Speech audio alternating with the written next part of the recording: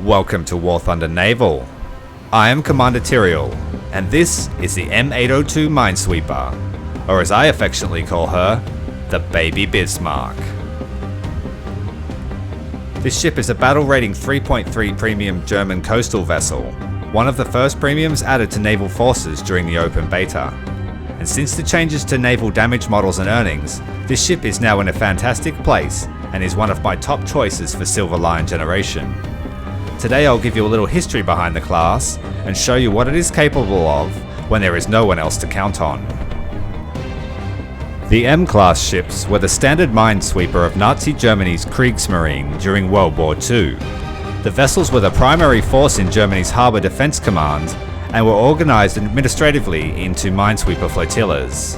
In the early 1930s, the minesweeping flotillas of the German Navy consisted of old ships built in World War I. To replace these old ships, a class of modern minesweepers, the Mboot 35, was designed. The result was a very manoeuvrable and seaworthy ship that exceeded expectations. Heavily armed, the ships were often called channel destroyers by the Royal Navy. Despite the successful design, several factors prevented them from being built in large numbers.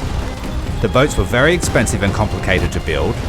The engines were difficult to maintain and needed specially skilled personnel, which were limited. And also, as the Mboot 35 had oil-fired boilers, they also suffered from fuel shortages in the later years of the war. As a successor to the M35, the M40 showed design similarities. Since the M35 was quite complicated and expensive to build, the new class of ships was based on the last minehunter design of World War I.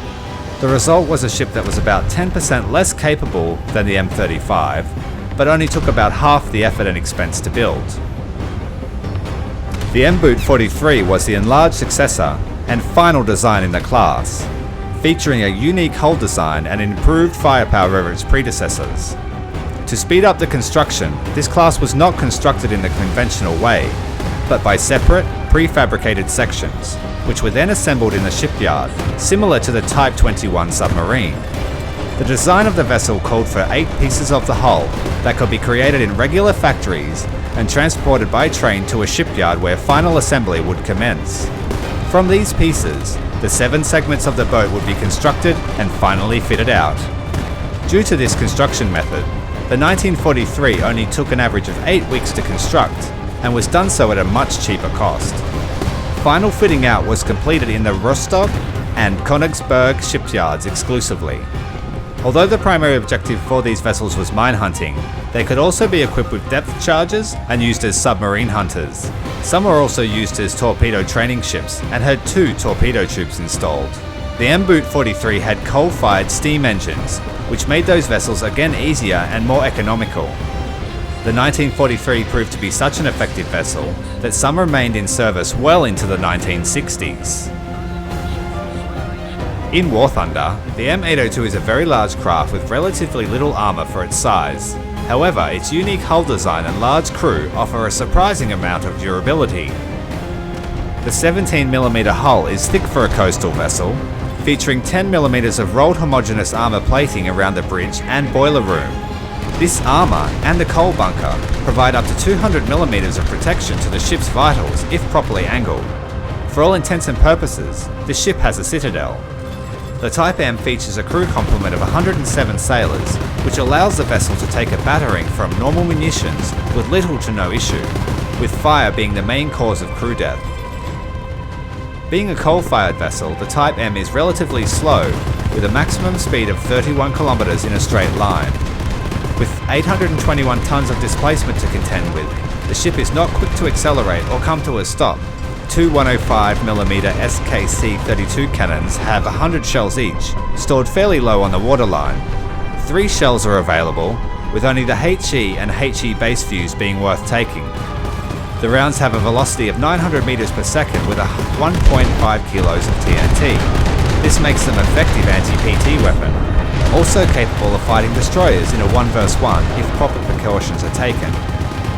With a 4-second reload on a large caliber munition and an 8-degree traverse rate, and access to such high explosive munitions, hits to most non-destroyer vessels will cause massive damage, oftentimes instantly destroying a compartment and occasionally one-shotting PT boats. Mounted fore and aft aboard the vessel, they have a 360-degree rotation, making them extremely useful for maneuvering engagements. The Type M Secondaries are its two 37mm flak C-36 cannons, fore and aft on the superstructure, and mounted above and behind the main guns. One affront the bridge and one behind the funnel. These weapons have good firing arcs and make quick work of PT boats and incoming aircraft at medium ranges. The default universal belt offers a good balance of the two shell types and should be the primary choice for these guns. Strung along the top of the bridge tail of the superstructure, anti-aircraft armament consists of 20mm flak 38 cannons, featuring one flak Verling above and amidships of the rear turret with two double mounts atop the bridge. The 20mm have full coverage of the ship, but there are no customizable belts for these guns. Manual control of the flak Verling will delete PT boats at any range below a kilometre. Against aircraft, the true effective range is under 2 kilometres when controlled by AI gunners. With all this power, the boat does have a couple of weaknesses. Shells larger than 4.1 inches in semi-armour piercing can detonate you instantly. Also, fast-moving torpedoes are the bane of your existence. Just below the bridge is a secondary ammunition storage. Hit there with a 40mm or larger AP round, and it will cause catastrophic damage. If it does not outright destroy the ship, the enemy will lose all ability to fire their secondaries and AA guns, minimizing the ship's threat significantly. Although the slow speed may seem like a drawback, the engines on the ship are rarely if ever disabled. This allows you to make a slow but constant advance towards the enemy. Use this time to scout the locations of as many enemies as possible and pour fire their way depending on the threat. Enemies over 3 kilometers should be engaged with the 105s. Although these cannons become deadlier as the target gets closer, the wide placement of the guns will affect dispersion dramatically, and captains should form the habit of changing to secondaries if this becomes an issue. By manually assigning targets to different weapons, the M-802 is able to effectively engage multiple targets at once, with the player taking control of the appropriate weapon system to counter the highest current threat. The G7A torpedoes are situational and should be used to deny an enemy from crossing your T or putting pressure on them during a bow-in charge. When fighting destroyers, avoid anything with 5-inch guns.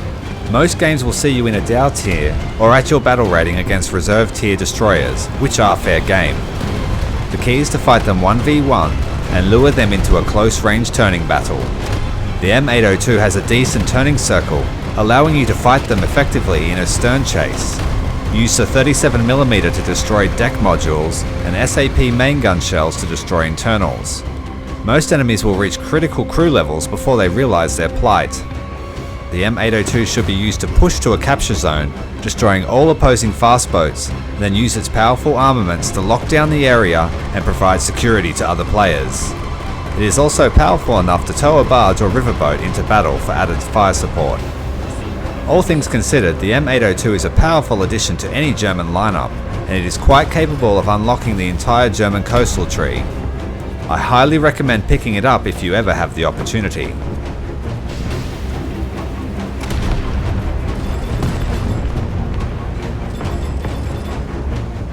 And now, with my initial objective complete, I'm able to push out from the cap and pick my own engagements, mopping up any stragglers or boats that are of a lower class than mine.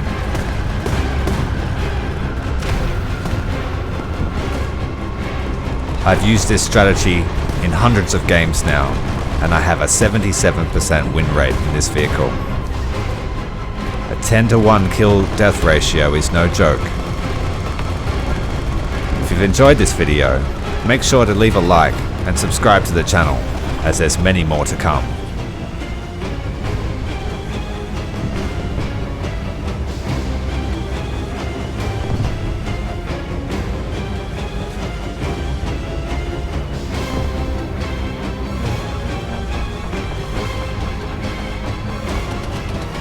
Just remember, even the sturdiest of ships can go down, and its effectiveness is only limited by the skill of its captain and its crew.